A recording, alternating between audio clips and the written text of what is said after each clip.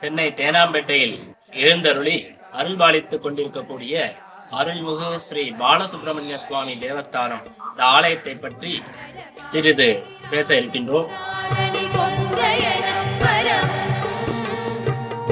நம்ம சுப்பிரமணியர் அனுக்கிரகமூர்த்தி, அதாவது எப்படின்னாக்க கோபம் இல்லாத ஒரு சுப்பிரமணியர். அதனால சூரசம்ஹாரமானது இல்லாமல் இருந்தது. அப்புறம் சுவாமியிடம் உத்தரவு கேட்டு சூரசம்ஹாரம் நடத்தலாமா என்று கேட்டதுக்கு அப்புறம் இப்பொழுது ஒரு 12 வருடங்களாக தொடர்ந்து சூரசம்ஹார பெருவிழா அது விமர்சையாக நடைபெற்றுக் கொண்டிருக்கிறது.